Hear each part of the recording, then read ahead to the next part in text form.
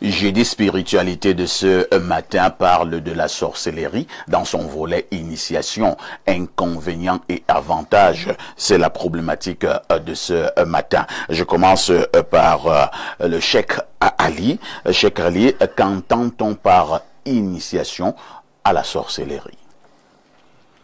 Ok, le mot initiation veut dire enseignement ou apprentissage à la sorcellerie ou formation à la sorcellerie. C'est-à-dire lorsqu'on initie quelqu'un à la sorcellerie, ça veut dire que on lui apprend les éléments d'introduction à la sorcellerie, on lui donne des enseignements sur la sorcellerie. Et vous savez, quand on parle d'initiation, c'est souvent un début. Quand on parle des rites initiatiques, parfois c'est le début, comment on initie quelqu'un à la sorcellerie. En réalité, en fait, l'initiation ici, c'est de mettre la personne en contact avec les djinns, comme on appelle en arabe. Les djinns, ce sont des esprits maléfiques. Comment est-ce qu'il va entrer en contact? Et cette initiation est accompagnée par ceux qui sont déjà ancrés dans la sorcellerie, par ceux qui sont déjà les adeptes à la sorcellerie. Donc c'est comme ça qu'on initie. Donc il y a des initiations qui sont involontaires et des initiations qui sont volontaires. Ça veut dire que involontaire, ça veut dire qu'on vous initie à travers vos ancêtres. C'est-à-dire que c'est une initiation qui est familiale. C'est-à-dire que vos ancêtres ont signé des pactes qui auront des répercussions sur vous. C'est pour ça qu'il est très important de noter que souvent, les ancêtres qui ont été des sorciers, parce que ce ne sont pas tous les ancêtres qui ont été des sorciers, avant de mourir, initient souvent un remplaçant qui va hériter de la sorcellerie. Dans nos villages, on parle du sac, c'est-à-dire que le remplaçant l'héritier de la sorcellerie va hériter d'un sac. Dans ce sac contient des élémentaux, c'est-à-dire des élémentaux, c'est des choses qui permettent d'entrer en contact avec ces esprits. Ce qui fait que si cette initiation n'a pas été faite, les esprits vont posséder les descendants de la famille. Vous allez voir un enfant qui est né, on dit qu'il est né avec 3 yeux. Comment est-ce qu'il est né avec 3 yeux, un enfant de 1 an, 2 ans? Comment est-ce qu'il a été initié? Est-ce qu'il a été dans un cercle de sorciers? Non, c'est parce qu'en fait, il y a un problème en amont, au niveau de l'initiation des ancêtres. Mais il y a cette initiation qui est volontaire, qui voudrait que c'est l'individu lui-même qui va s'inscrire dans un cercle ésotérique, mystique, magique. Et là-bas, quand il va, on lui pose un certain nombre de conditions. Lorsqu'il accepte maintenant, on l'initie maintenant aux pratiques de la sorcellerie. Alors, cher imam, j'ai retenu un aspect de votre intervention. Vous avez dit, quand on vous initie à la sorcellerie, on vous met en contact avec ce que vous avez dit, les djinns. Les djinns. C'est-à-dire les esprits maléfiques. Oui. Cela signifie donc que pour vous, l'initiation à la sorcellerie, ce n'est qu'une affaire maléfique. Sans doute. 100% maléfique. Très bien. Vous n'avez pas dit 1000% maléfique. Merci, Cheikh Ali. On pose la même question presque à Tot. Tot, l'initiation à la sorcellerie, selon vous, c'est quoi? Je constate une chose, c'est que Cheikh Ali est totalement acculturé. Parce que même avant de devenir imam, il a grandi au village. Tout à fait. Il devait se donner le droit d'étudier sa culture avec beaucoup de recul et beaucoup de lucidité. Et moi, je trouve que il a totalement dénigré sa culture dès sa prime enfance.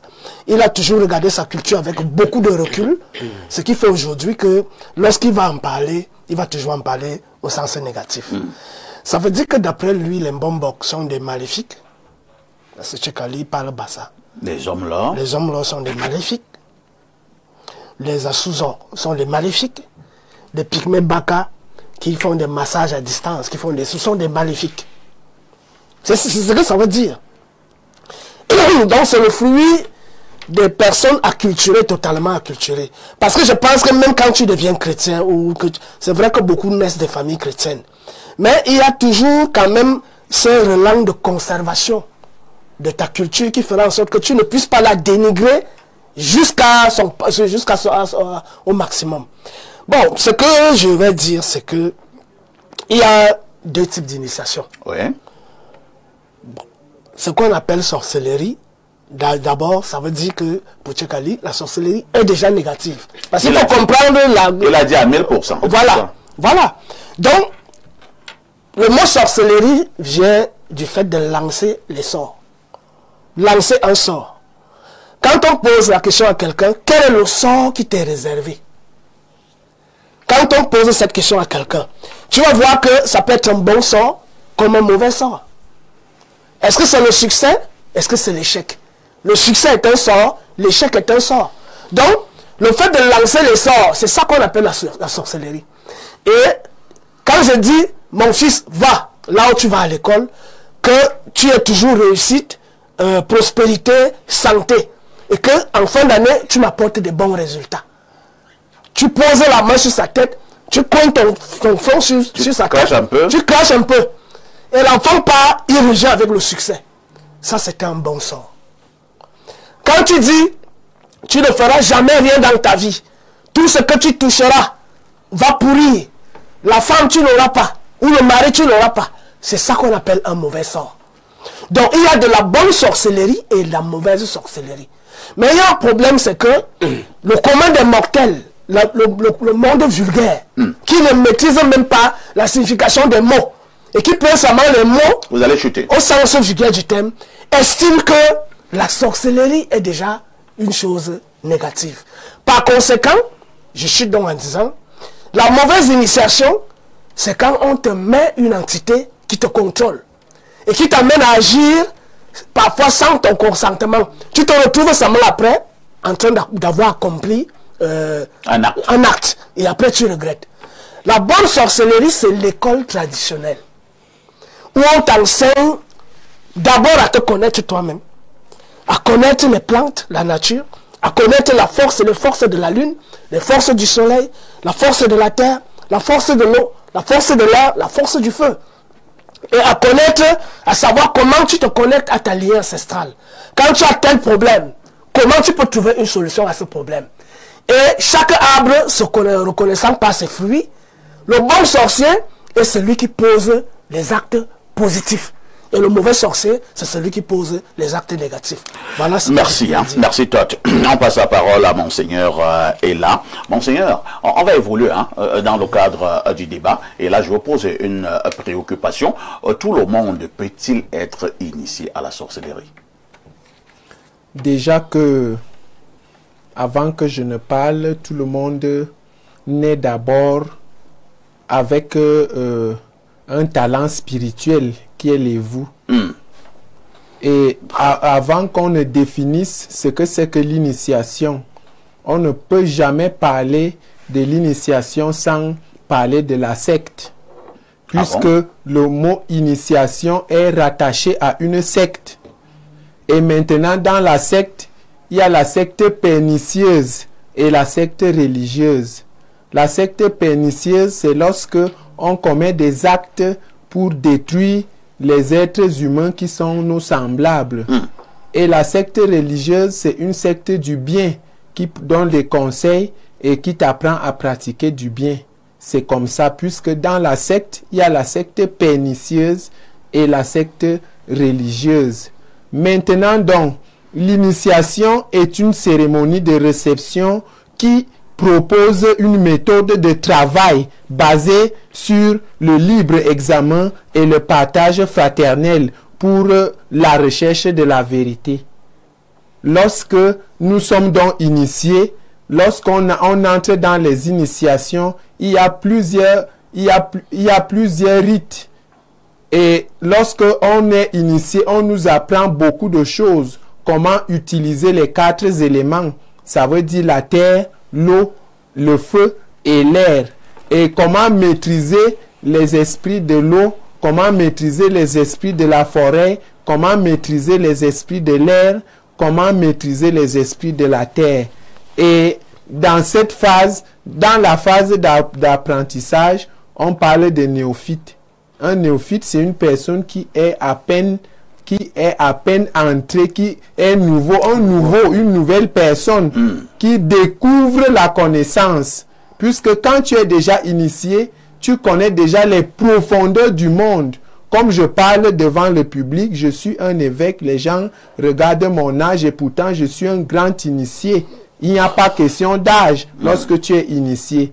Les initiations, c'est les connaissances de la terre, les connaissances de l'eau, les connaissances du feu, les connaissances de l'air. Et savoir manipuler les astres, puisque dans l'astrologie, l'initié communique avec, regarde la lune, regarde les temps pour faire un certain nombre de choses, maîtrise beaucoup de choses de la spiritualité.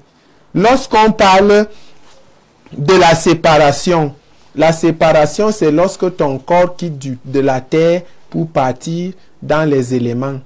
La séparation, c'est tu peux entrer dans le feu, tu peux entrer dans l'eau, tu peux entrer dans l'air. Maintenant, lorsqu'on parle de la phase de liminal, liminal consiste à voyager dans l'espace. Lorsque quelqu'un quitte dans lui, il voyage. C'est pas ce qu'on appelle le voyage astral? Liminal, c'est le voyage astral. Et parmi les voyages, il y a plusieurs types de voyages. Il y a le voyage astral, il y a le voyage échappatoire. Ça veut dire tu échappes ton corps. Si peut-être il y a une réunion à Londres, tu peux laisser ton corps ici et assister à la réunion de Londres. Ah bon? Tu laisses ton corps reposer ici, tu te retrouves à Londres. Tu peux assister. Et si en allant là-bas, on te bloque, tu n'entres plus dans ton corps. Ça dépend donc de ta force et de tes méditations. Ça dépend de ta force et de tes méditations. Lorsque tu es un grand homme spirituel, tu es capable de te découper en morceaux. Tu peux participer dans 500 000 choses en une journée et tu es sur place. Donc, lorsque tu atteins déjà un niveau de spiritualité de t'échapper parce que c'est une initiation. Et maintenant, le voyage astral, il y a l'art de voyager par les rêves et l'art de voyager à travers des travaux spirituels, puisqu'il y a certains travaux spirituels qui t'amènent à voyager comme Moïse a voyagé. Et là, tu parles vraiment de la sorcellerie, hein? Voilà, donc maintenant, dans cette sorcellerie... Toi, tu as l'habitude de voyager? Tu ne peux pas quelqu'un qui a les voues sans connaître les voues, dommage. C'est pour ça que je dépasse tous les évêques qui sont ici au Cameroun.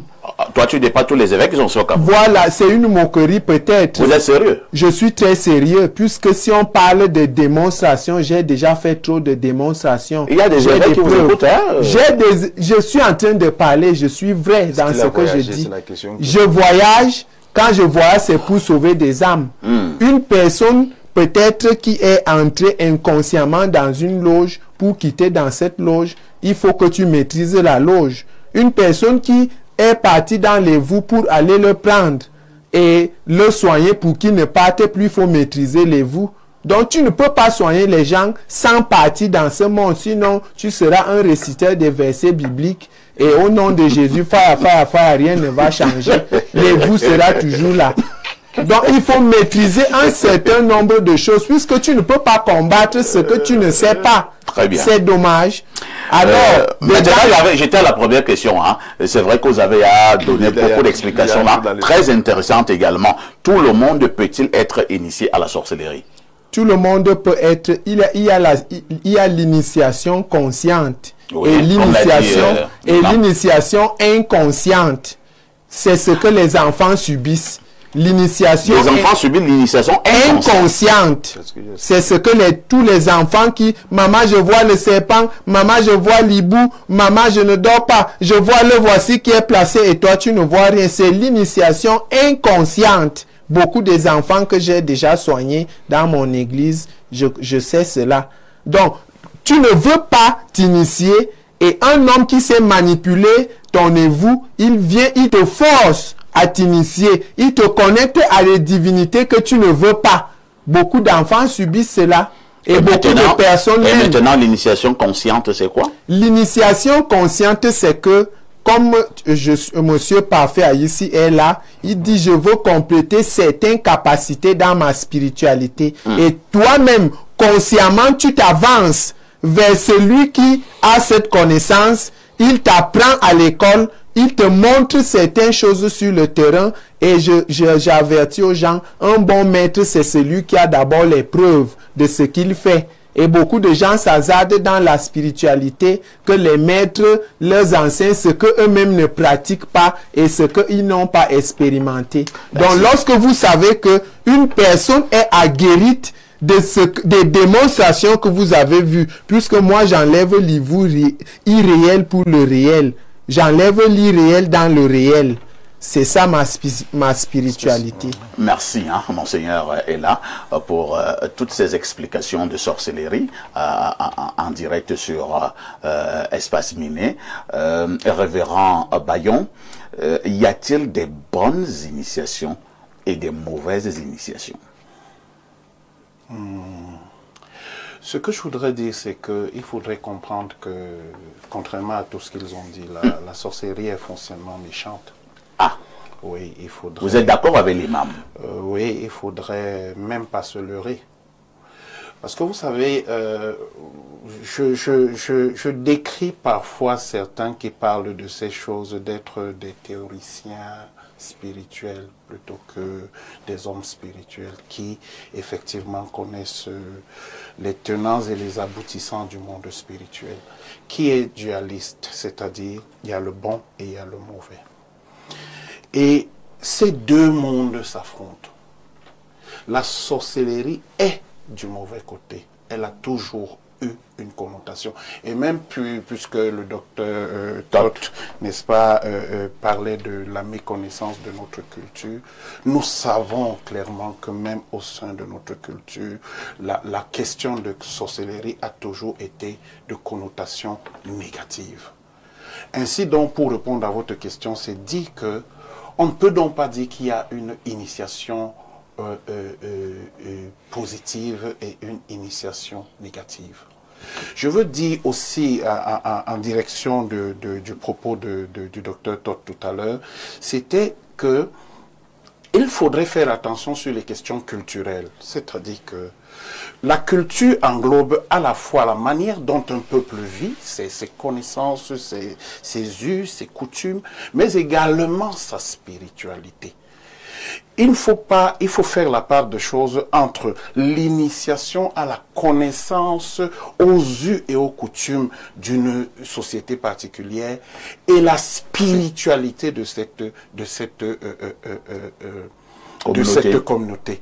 Parce que chaque communauté fait des choix, des entités qu'ils supposent les protéger, des entités qu'ils acceptent adorer.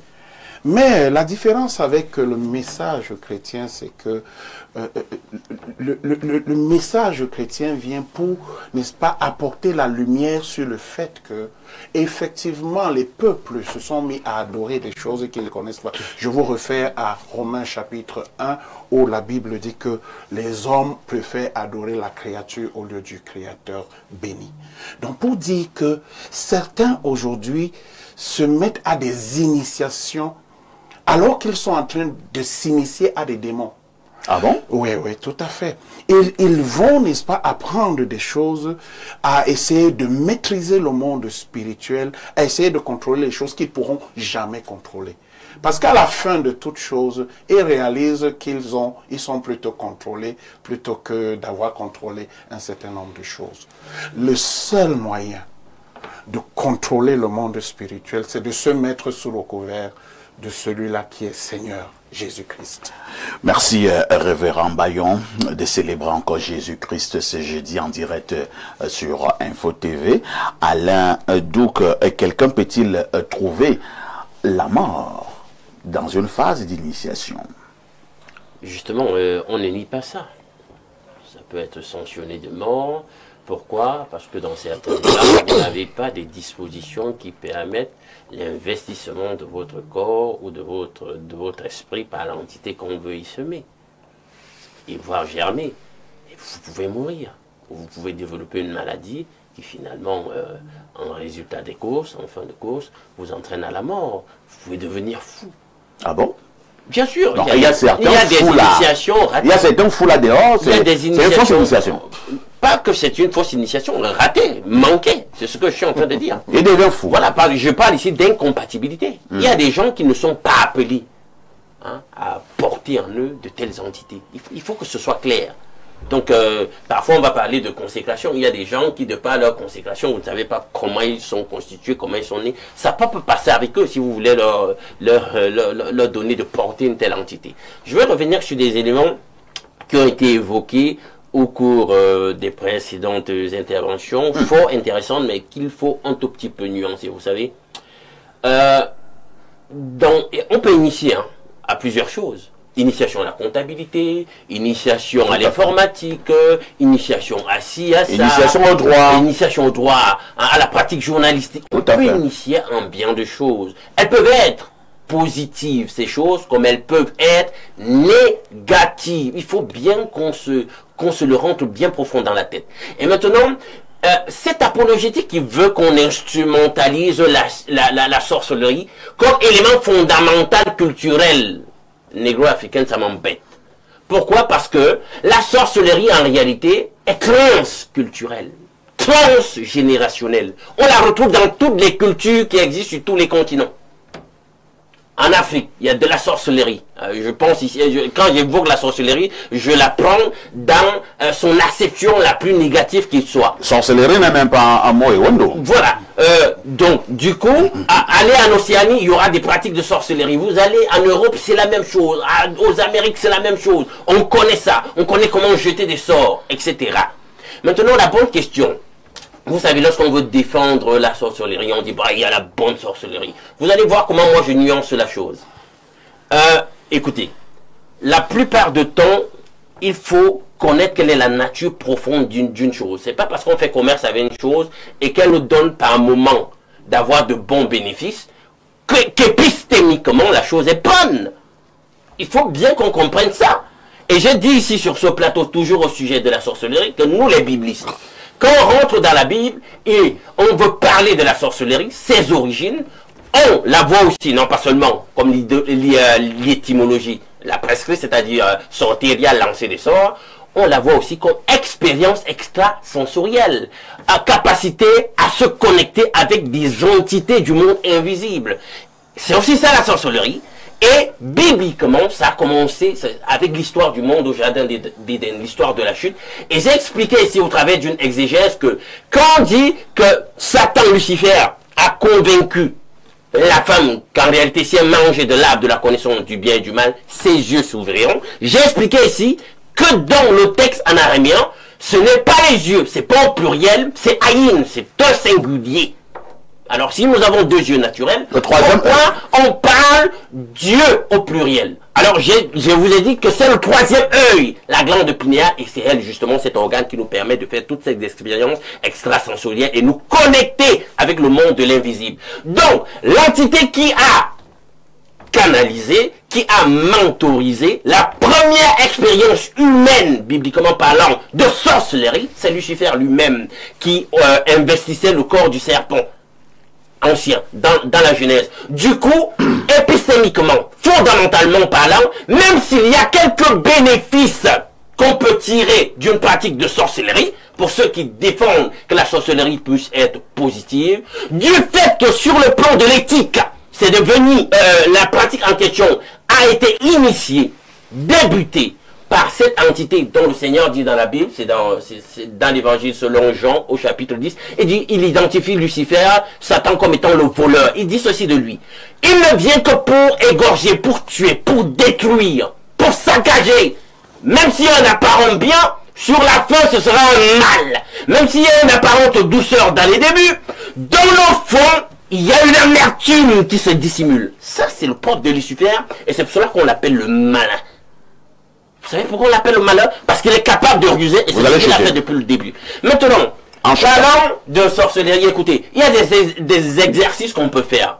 Est-ce que vous avez déjà entendu parler des exercices de rêve conscient? C'est-à-dire que c'est la physique vibratoire. Je l'ai toujours dit, il faut démystifier toutes ces choses.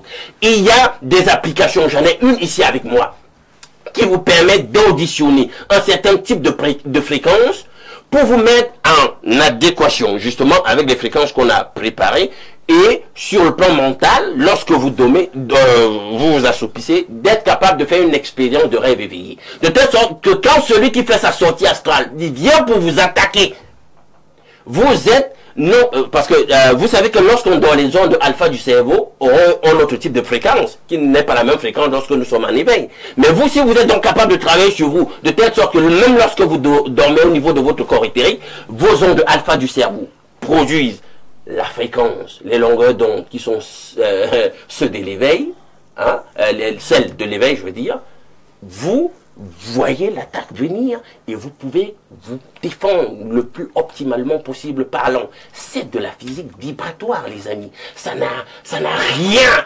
de mystique, et c'est ça le fondement de, je veux dire, quand je veux dire d'inaccessible. Merci. C'est le fondement de la sorcellerie, parce qu'il y a des choses qu'on peut expliquer et qu'on finalement on met tout dans la sorcellerie. Si on a mis la phytothérapie dans la sorcellerie, on a mis certains us et coutumes dans la sorcellerie, etc. On ne doit pas tout mystifier, on doit être capable d'être orienté lorsqu'on veut parler de sorcellerie et parler de ces expériences de manipulation des forces invisibles dans le sens de produire tel ou tel autre effet. Allons une fois de plus du côté de notre messagerie qui explose comme d'habitude. Mes civilités, chers éditorialistes, très belle émission car elle est tellement édifiante. Je suis Modeste Assoumou, puis je rentrais en contact avec l'évêque. Appelez-moi après l'émission, hein. On verra comment vous pouvez être en contact avec l'évêque. Bonjour, messieurs Lunkouta de la modération de luxe. Pour le sujet du jour, je suis entièrement d'accord avec mon ancien camarade du lycée d'Obala, Todd. Todd, vous avez fait le lycée d'Obala? Ouais. Ah, d'accord. Est-il possible d'avoir le contact de Monseigneur Mermoz Ella? Très belle émission. Yves Thierry depuis Biamassi. Yves Thierry, la réponse est la même. Appelez après l'émission. Bonjour, les hommes lois de la modération. Ah. Beaucoup de courage pour votre travail. J'aimerais être en contact avec le grand évêque sur le plateau. C'est Stéphane Dodja. Vous avez dit à la réponse. Bonjour, monsieur Parfait. Ici, s'il vous plaît, je pourrais avoir le numéro de l'évêque. Vous avez à la réponse. Bonjour, Parfait. Pardon, je voudrais le numéro de l'évêque. Je dis que vous avez à la réponse. Bonjour aux Avengers de l'information. J'ai une question pour l'évêque. Faut des rêves qui se réalisent quelque temps où on voit des scènes avec beaucoup de détails. Fait de nous un sorcier. C'est vrai que je ne comprends pas. C'est écrit un peu. Il veut parler des rêves de prémonition. Est-ce que ça fait de vous un sorcier? Mais non, parce que justement, lorsqu'on dort, Dieu aussi a souvent utilisé les rêves pour nous communiquer un certain nombre de choses. Il y a des fréquences sur lesquelles il va se placer. Très bien. Pour vous distiller un message bien spécifique et vous le recevez oniriquement. Et voilà, et vous avez la prédiction en question. C'est même le fondement même du ministère des prophètes. Très bien. Eux sont capables de voir. Bonjour, monsieur ici, s'il vous plaît. Je peux avoir le numéro de Monseigneur. Et là, c'est Raphaël. Merci. Raphaël appelle après l'émission. Allons au plus 49. C'est un message qui nous vient de l'Allemagne. Bonjour, Parfait ici. Le subtil orfèvre des mots en quelques mots. Je pourrais avancer que l'initiative à la sorcellerie ne saurait être envisagée comme une voie universelle, ni comme un authentique chemin d'accomplissement. Certes, elle peut conférer un pouvoir prosaïque en offrant à l'adepte une considération ponctuelle ou une autorité symbolique dans le cercle restreint des traditions locales. Mais ce prestige demeure éphémère puisqu'il s'appuie sur des croyances vacillantes et des pratiques dont la légitimité s'érode avec le temps. Plus encore, l'expérience s'avère profondément délétère car elle fragilise l'intégrité morale, entretient la crainte et fomente la division au sein des communautés. Et même lorsqu'elle se part d'un éclat mystérieux, elle reste fugace, semblable à une illusion qui séduit pour mieux se dissiper. En définitive, si l'on adopte une perspective de futurologie, l'initiation à la sorcellerie se présente non comme une promesse d'avenir, mais comme une survivance archaïque appelée à s'éteindre, faute d'offrir un horizon spirituel ou culturel durable. C'est signé Roger. Bonjour à tous, Deutéronome 18, 10, 14. Qu'on ne trouve chez toi personne qui fasse passer son fils ou sa fille par le feu, personne qui exerce le métier de devin, d'astrologue, d'augure, de magiciens, d'enchanteurs, personne qui consulte ceux qui évoquent les esprits ou disent la bonne aventure, personne qui interroge les morts. Car quiconque fait ces choses est en abomination à l'Éternel. Et c'est à cause de ces abominations que l'Éternel, ton Dieu, va chasser ces nations devant toi. Tu seras entièrement à l'Éternel, ton Dieu. Car ces nations que tu chasseras, écoute, les astrologues et les devins. Mais à toi, l'Éternel, ton Dieu, ne le permet pas. Toi, tu réagis? Oui, bien sûr. Ce monsieur est en train de te clouer hein, en utilisant la Bible. L'Éternel, ton Dieu, c'est qui? Satan? Parce que l'Éternel dont il parle dans la Bible, là, c'est Satan. Ah bon? Oui. Yahweh. Quelles sont les caractéristiques de Yahweh? Le vent, la destruction, la guerre, les génocides, la perversité. Tout à l'heure, j'ai suivi Alain Douk nous faire l'exégèse. Il a fait une grande démonstration, Alain Douk. Des deux arbres, l'arbre de la connaissance du bien et du mal et l'arbre de vie. L'arbre de la connaissance du bien et du mal, c'est le sexe. Ah bon? Oui. 3 preuves que c'est le sexe. 1. Quand ils mangent de cet arbre, ils découvrent qu'ils sont nus. Et ils se couvrent. Pourquoi ils ne couvrent pas les yeux? Pourquoi ils couvrent en bas? Voilà, c'est parce que c'est le sexe. Donc Ève et Adam avaient connu cette affaire. Bien évidemment. La deuxième preuve que c'est le sexe, tu accoucheras avec douleur. La troisième preuve que c'est le sexe, on nous dit la chute, qui est généalogique. Heureusement que je ne suis pas descendant d'Adam. Donc tous les descendants d'Adam sont le fruit, les héritiers du péché d'Adam et Ève. Moi je suis descendant de Ptah et de Sekhmet. Voilà. C'est qui? Ce sont les ancêtres chez les Noirs, les premiers ancêtres de l'humanité. Voilà. Donc, maintenant, l'arbre de vie, c'est quoi? C'est l'arbre des séphirotes. Ce qu'on appelle les chakras. Les 7 chakras chez eux. Donc, le premier chakra est anal. Et le dernier est au sommet de la tête. Et on te fait comprendre dans le Zohar, qui est le livre de la splendeur. Parce que le christianisme et le judaïsme ont ceci de commun qu'ils partagent la Kabbale. Donc, il y a une Kabbale judéo-chrétienne. Tu vas voir Raphaël chez les chrétiens, tu vas voir Raphaël chez les pratiquants du judaïsme. Tu vas voir Uriel là-bas. Michael là-bas. Donc c'est exactement la même chose. Le Zohar dit, le roi avait l'habitude de venir visiter sa biche derrière le temple. Et quand il descendait, il se rassurait que la biche était abaissée jusqu'au sol. Derrière le temple, c'est quoi? Le temple, c'est l'arbre des séphirotes, c'est-à-dire l'arbre des chakras que je viens d'énumérer. Et pourquoi la biche doit être abaissée jusqu'au sol? Pour que derrière le temple, le roi puisse frapper. Et le texte continue en disant, le roi frappe, les 372 cieux tremblent. Et la biche est foudroyée. Donc là, il frappe la biche où? Derrière le temple. Avec le fouet. Derrière le temple. Et la biche... Il le frappe avec le fouet? Non, avec le pilon. Et la biche, il s'est assuré que la biche est abaissée jusqu'au sol. Donc, sur le plan symbolique, c'est clair que c'est de la pratique homosexuelle. Et quand on rentre dans la trinité chrétienne, on a Dieu le Père qui est masculin.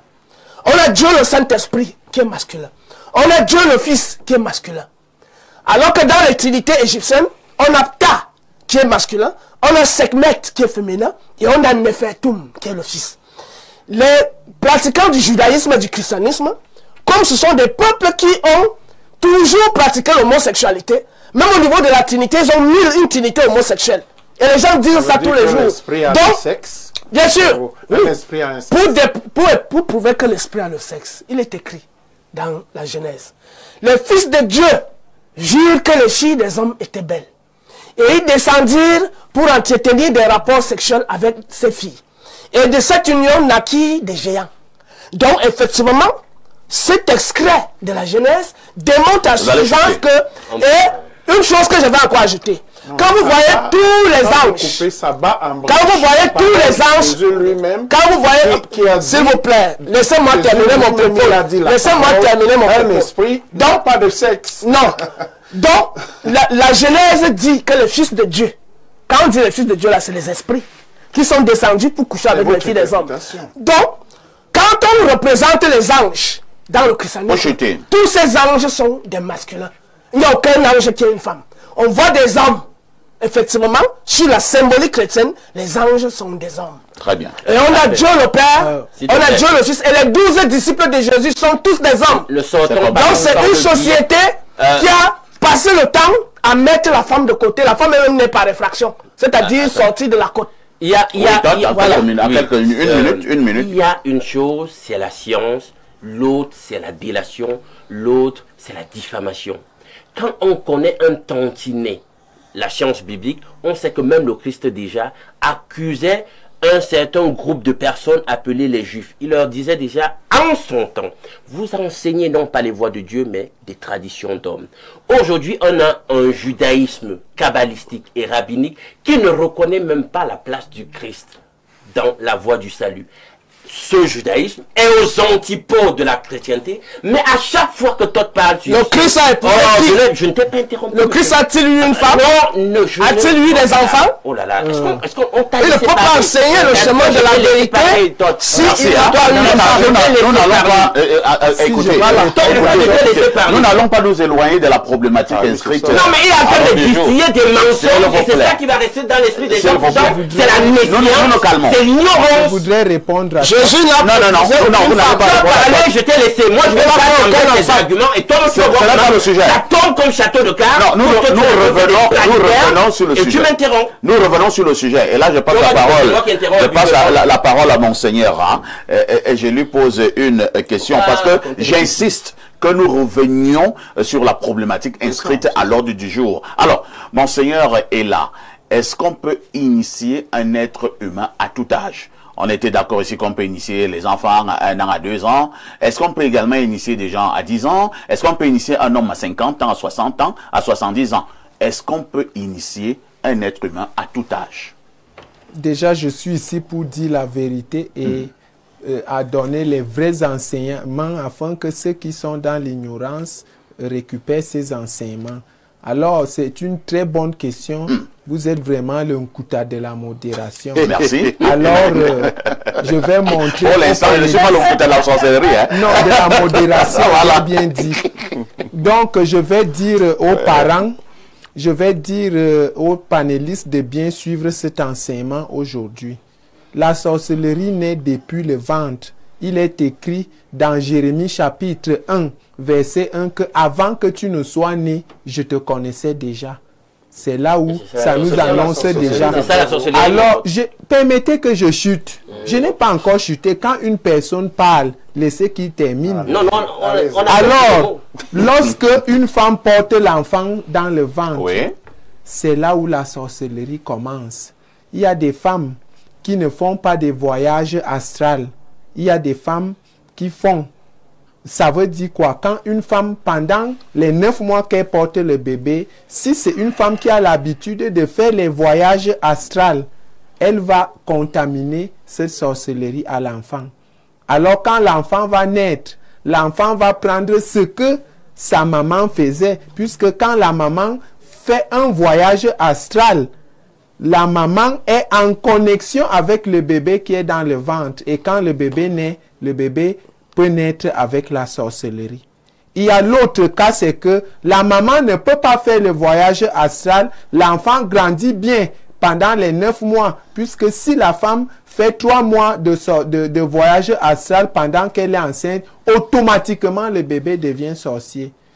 Et si la femme ne fait pas les voyages astrales, pendant les 9 mois, l'enfant va naître sain et sauf. Quand l'enfant naît donc sain et sauf, il y a des gens qui sont des initiés, qui sont dans la société de grande taille ou de petite taille, qui sont tout autour de nous pour venir faire le voix bébé. Parce que tout se passe au voix bébé. Le fameux voix bébé. Voilà, je dis aux gens qui doivent faire attention. Au voix bébé. Oui, n'appelle même pas moi qui suis l'évêque de venir seulement faire au nom de Jésus, fire, non. En disant que non, quand l'enfant naît, il y a la prière qu'on doit faire. Il y a aussi certaines choses de la tradition, comme les feuilles d'hysope qu'on doit apporter et poser là où l'enfant est posé. Il y a des précautions à prendre, de telle enceinte que quand les sorciers viennent voir l'enfant, si rien n'a été fait, puisque le monde a horreur du vide, Quand tu construis un camp, si tu n'arranges pas ce camp, les sorciers vont venir déposer les choses qui te dérangent. Très bien. On revient à la Alors, question. si je chute donc, permettez, Oui. si je chute donc, ça veut dire, lorsque l'enfant est donc né comme ça, si rien n'est fait, les sorciers vont venir initier cet enfant. Ça devient la sorcellerie inconsciente. Maintenant, l'enfant peut grandir à un certain âge, soit 20 ans, soit 30 ans, soit 40 ans. Je désire m'initier dans tel ou tel domaine et il quitte de sa propre conscience pour aller s'initier dans une école de mystère pour devenir un Prenons le spirituel. cas où lui n'a même jamais été initié, même lorsqu'il était dans le ventre de sa mère, même lorsqu'il est né dans le cas de voir bébé, lui n'a jamais connu cette initiation. Je prends le cas de cet homme-là. Lui l'a toujours vécu comme ça, sain et sauf. Il a maintenant 60 ans. Est-ce qu'on peut prendre également ce monsieur-là à 60 ans? On l'initie également dans la sorcellerie. L'âge n'est pas dans la spiritualité. L'âge peu importe. Puisque ce que beaucoup de gens oublient, c'est que ces messes les étouffent. Les messes ne les disent pas tous les messes que nous, les hommes de Dieu, nous faisons à l'église. L'homme, lorsqu'il meurt, il se débarrasse du corps charnel. Mais l'homme spirituel est toujours là. Et l'homme ne vieillit pas en fait. L'homme est toujours éternel lorsqu'il meurt et il part retrouver son âme. Merci. Donc, l'homme ne vit, quel qu'en soit l'âge que tu as, même 92 ans, même 100 ans, même 0 âge, tu vas toujours être initié si tu Merci, veux. Monseigneur. Imam Cheikh Ali, est-on initié une seule fois dans la sorcellerie, ou alors on peut être initié dans la sorcellerie de manière continuelle? Effectivement, on peut être initié une fois, soit une fois, soit de manière continuelle. Ça dépend du cercle ésotérique, bien du cercle des sorciers dont vous êtes initié. Ce que j'aimerais dire ici, c'est qu'aujourd'hui, l'une des causes majeures de l'exode rural, c'est la sorcellerie. L'une des causes majeures de l'exode rural, c'est la sorcellerie. Pourquoi nos villages sont vides aujourd'hui? On fuit les sorciers. La plupart vous diront à cause de la sorcellerie. D'autres ne repartent qu'au village lorsqu'il y a les deuils. Et à peine il a fermé l'œil, le matin, le gars prend le premier véhicule pour lancer. L'une des causes du sous-développement, c'est la sorcellerie. Vous voyez aujourd'hui, parfois on accuse des pouvoirs publics de ne pas pouvoir travailler. Le gouvernement veut bien goudronner les routes, mais il y a des villages ou des quartiers. Si on prend le cas de Yaoundé, où quand on engage un chantier de route, le chantier n'évolue jamais parce que les sorciers du coin ne veulent pas le développement. Pareil pour l'électricité. C'est pareil pour l'électricité. Vous voyez, les gars de ça sur le terrain. Les gars mettent les poteaux, mettent les fils, le courant ne passe pas. On envoie les engins, on met le goudron en moins d'une semaine, ça se gâte. On dit non, c'est l'État. L'État ne fait pas le travail. Parfois, c'est des sorciers.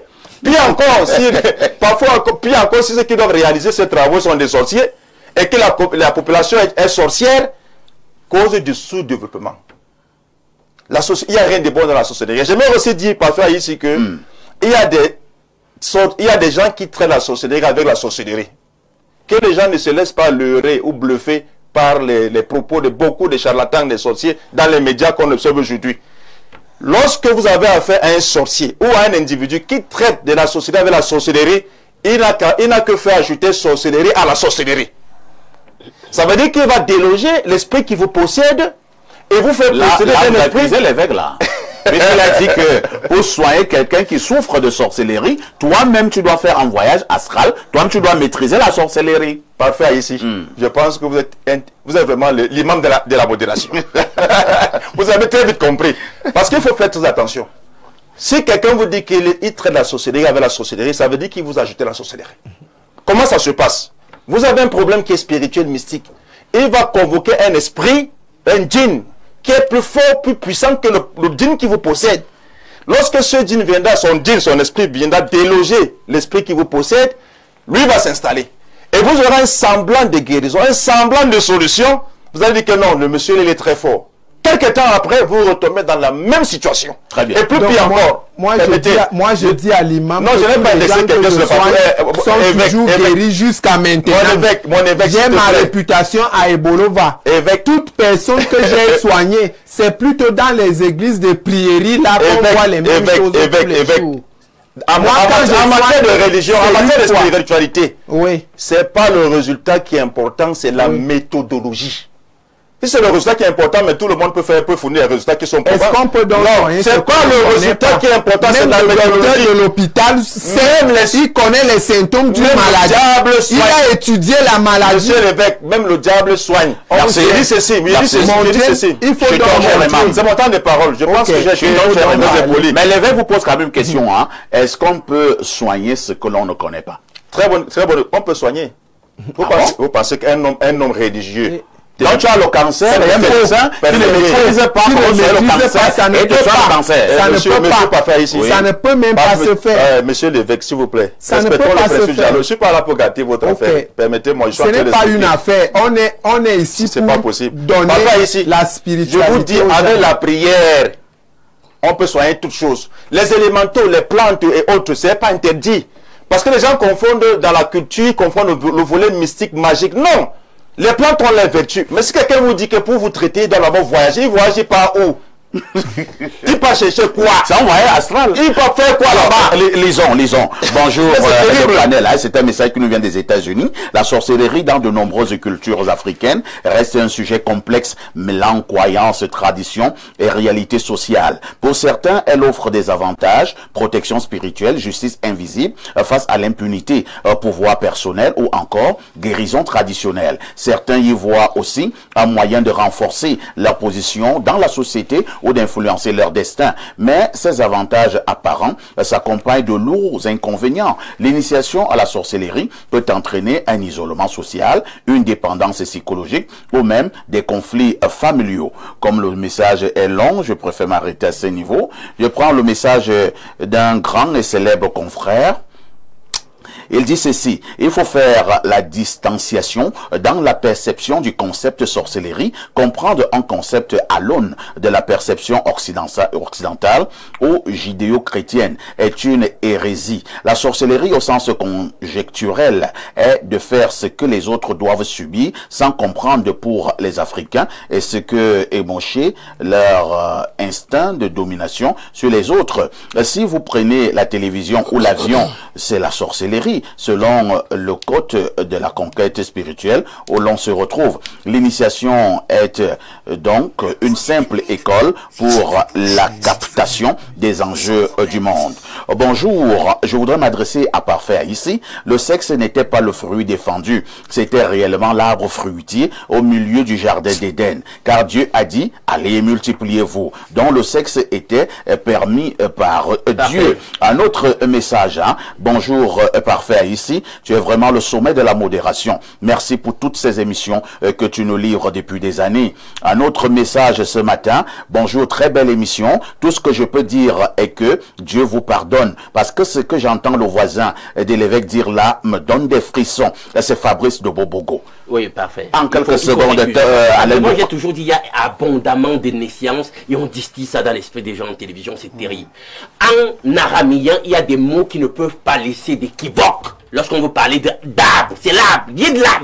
On te dit yidlab, c'est l'arbre, monsieur. Ça ne peut pas être le sexe. Faut arrêter l'ignorance. On distille ça comme ça en télévision. C'est pas possible ça. Et puis, si c'est le sexe, donc ils ont copulé, et puis le troisième œil s'est ouvert par l'acte sexuel. J'attends d'avoir une copulation et c'est mon troisième œil s'ouvre. Faut arrêter de dire des bêtises en télévision. Calmez-vous, calmez-vous. Et parce que la plupart du temps, on dit des faussetés, et c'est ça que les gens retiennent. Bonjour monsieur Aïssi, le 12 octobre de la modération. C'est quoi ça encore? Je préfère m'arrêter à ce niveau. Le message était pourtant encore bien long. Nous sommes arrivés au terme de ce programme. Désolé, cher révérend. Désolé, hein. Une seconde. Oui, une seconde vraiment. Je veux juste donner un verset qui tranche dans la... J'espère qu'il n'est pas long. Exode chapitre 22, verset 18. Tu ne laisseras pas vivre les sorciers. C'était écrit, ça veut dire que Dieu tranchait en montrant que dans la société, quand il y a des sorciers, cette société souffre, c'est mauvais. C'est nous dire que nous devons être armés dans notre compris pour écarter tous les sorciers. Merci à Monseigneur Ella qui était là. Merci également à Tot. Merci à l'imam Cheikh Ali. Merci à Alain Douk. Merci au révérend Bayon. La rediffusion de ce programme, c'est tous les soirs à partir de 22h30 avec tout ceci. Que faites-vous encore ailleurs?